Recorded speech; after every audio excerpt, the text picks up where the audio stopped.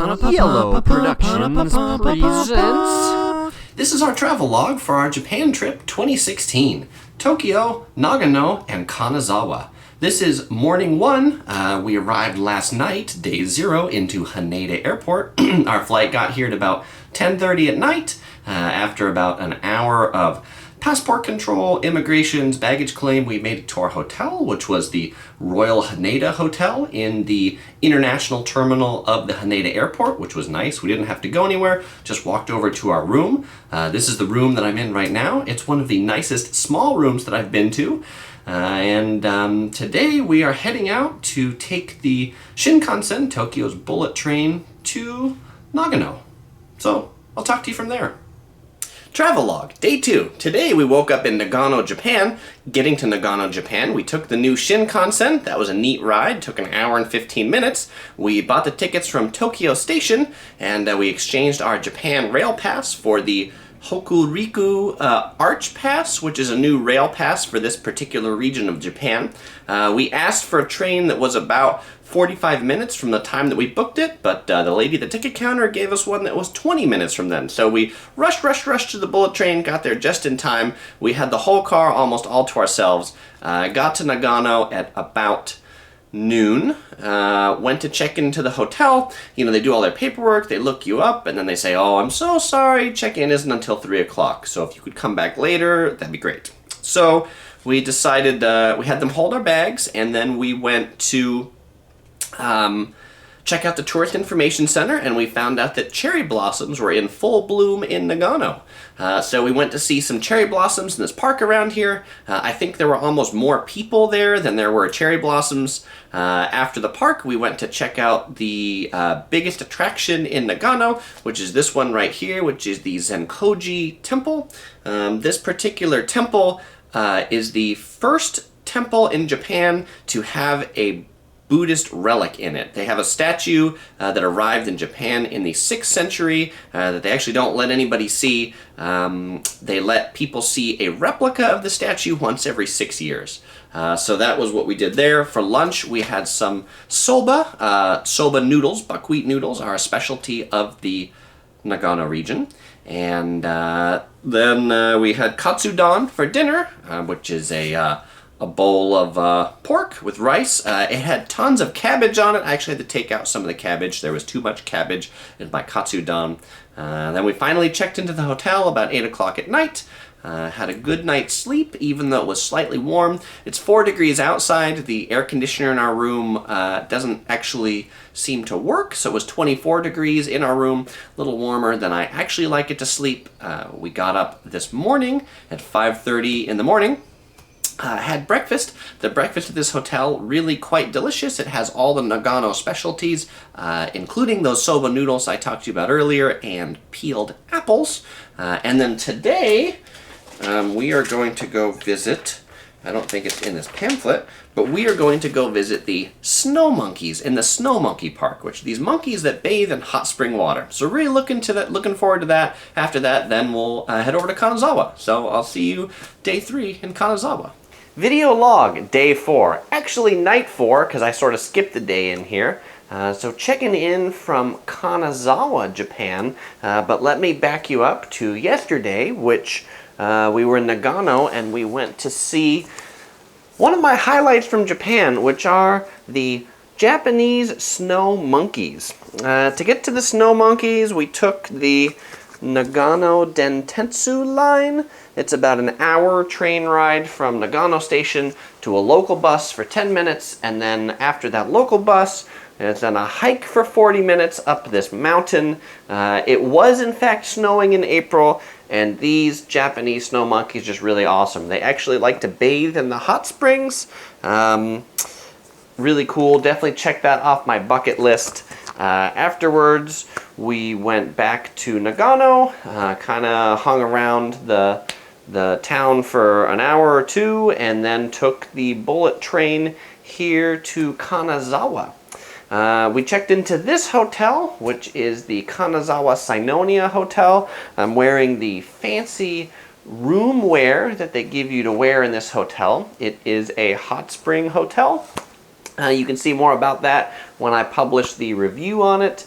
But this hotel is definitely one of the nicer and cooler hotels that I've stayed at in Japan. So then today in Kanazawa, we rented kimonos from a kimono rental shop next to Kanazawa Castle.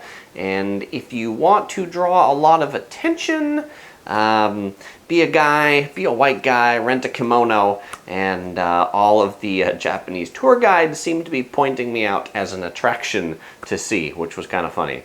So we saw Kanazawa Castle, we saw the Kanazawa Gardens, and the gardens here in Kanazawa are considered one of the 3 best gardens in Japan, and many people actually say the most beautiful gardens. It was a very nice garden. The cherry blossoms are in bloom. We also visited the Higashi Chaya district, I think that's what it's called.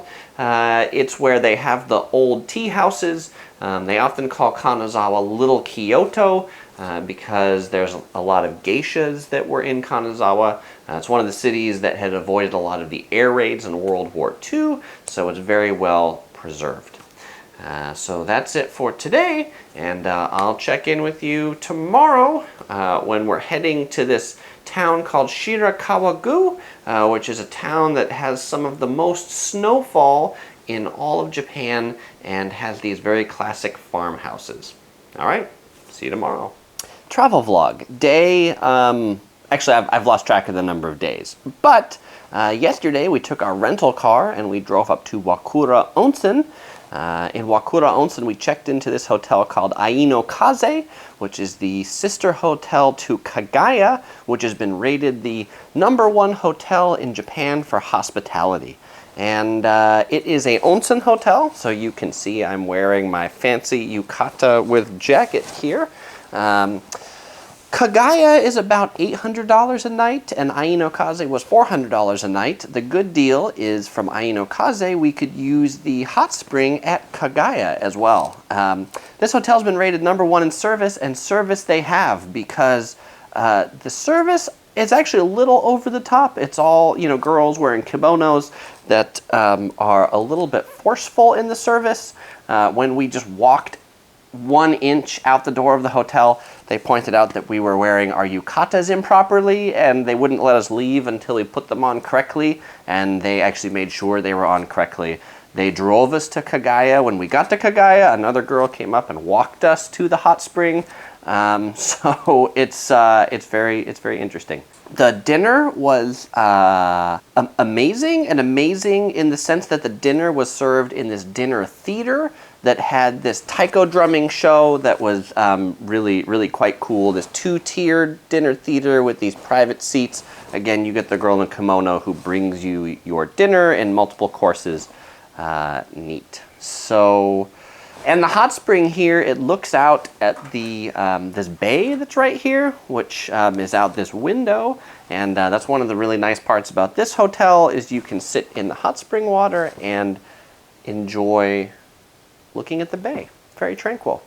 Okay, so after this, we're taking the rental car back to Kanazawa, and then we're going to get on the Shinkansen to Tokyo and checking into the Tokyo Station Hotel. So, see you in Tokyo. Travel log for Tokyo. We've checked out of the Tokyo Station Hotel. We are now in the Andaz Hotel. The Andaz is in the Toraonman neighborhood. It is sort of near Roppongi, sort of near Ginza, sort of not near anything at the same time. We're here on the weekend. This is a business district. It is really not very happening on the weekend. There's basically this hotel in a huge office building, but nobody in it, which means we've got the neighborhood all to ourselves. I'm wearing the fancy Andaz yukata here, and they had this really cool Hokosai manga book.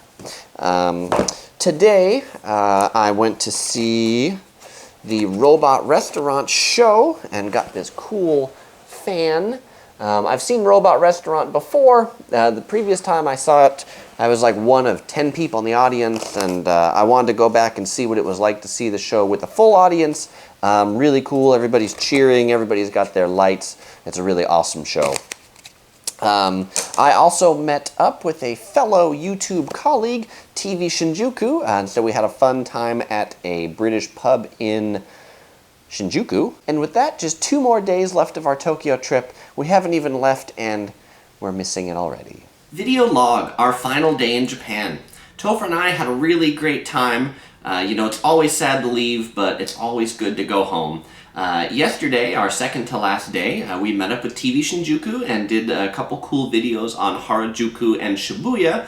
You'll see those coming out in the near future. After visiting Harajuku and Shibuya, we headed over to Kappabashi Street, which is Tokyo's kitchen town. It's a street that sells everything that every restaurateur would want or need to open a restaurant, except for fresh food. And I say except for fresh food because Kappabashi Street is Japan's capital of fake food or sample food. The sample food that you see in restaurant windows in Japan, there's a whole bunch of stores in Kappabashi Street that sell that. It's pretty neat. Topher got a shot with what I think is the world's biggest fake plastic hamburger.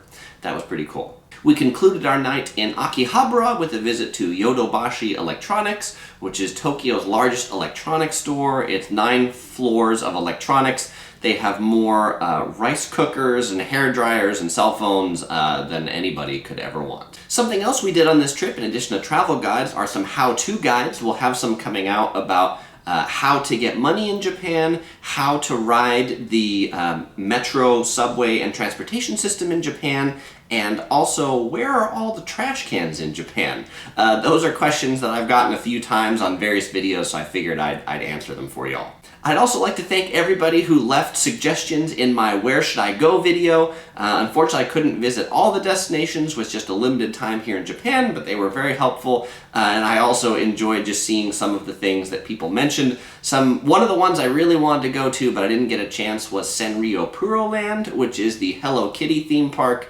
It's about an hour away from my hotel each way, and I just didn't have the time to go. It sounds like a really fun place, though. And also the fishing restaurant where you can fish and catch your own food. That sounds cool as well. I hope to go to those places on a future trip to Tokyo. So now, you're probably wondering, who is the winner of the Yellow Productions t-shirt? As I reach behind the camera to get the t-shirt. And the winner of the t-shirt is Marshall, who posted on my Facebook post. He gave a few suggestions in Kanazawa. The one that Topher and I thought was the coolest was the Higashi Chaya district, which is an old geisha district. You can see that in our video of Kanazawa that we'll have coming out. So Marshall, send me a message and let me know where you would like me to send your fancy new Yellow Productions t-shirt. Alright, well I hope you enjoyed this video. Look forward to all the videos from this trip that'll be coming out. I'll post the links as they come out in this video in the description, just in case you're someone who saw this video months after I did this trip. You can find the links to all the things I talked about below. If you're watching this right as I published it, then there will be no links below. Subscribe and you'll be able to get these new videos every Sunday as they come out. Alright, bye-bye. Once you're done clicking that subscribe button, you might also enjoy watching some of his other videos from Japan. Obviously from my previous trips, but these videos are still pretty cool. Links are also in the description below.